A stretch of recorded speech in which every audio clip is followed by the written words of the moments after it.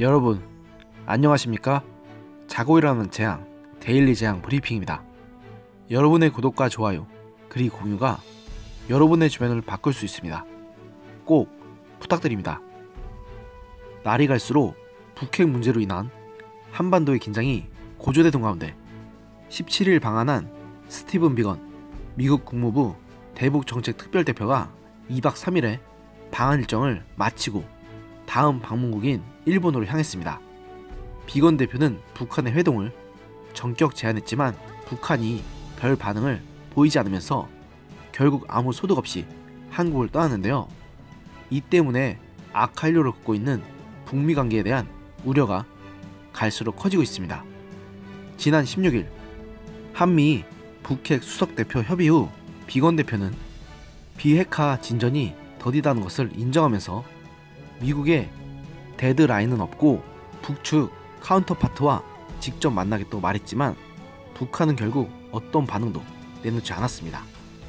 일각에서는 북한 김정은의 연말 시한을 부정한 비건 대표의 발언에 북한이 격한 반응을 보이라는 관측도 있었지만 별다른 입장이 나오지 않으면서 결국 비건 대표의 이번 방안은 성과 없이 끝나고 말았습니다.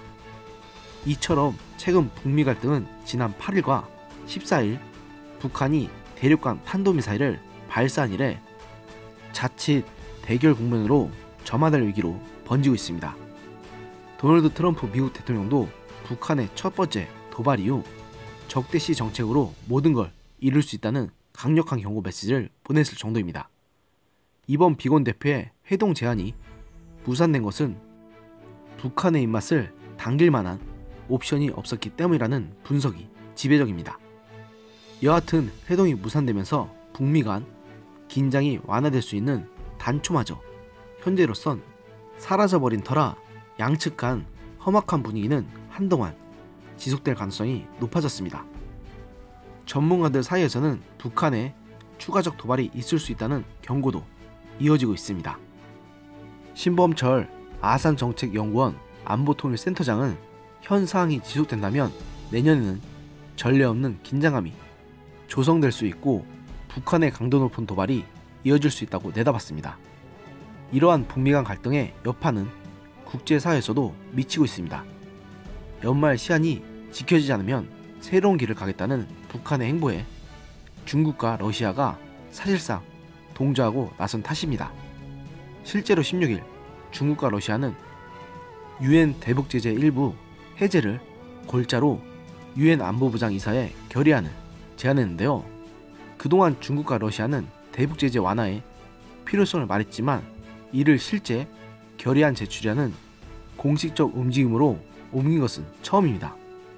겉으로 내세운 명분은 민간인의 생활 수준 개선을 위해 대북제재 수준 조정이 필요하다면서 인도주의적 관점에서 제재를 풀어줘야 한다는 것이지만 이면에는 북한에게 숨통을 터주하는 계산이 깔려 있습니다.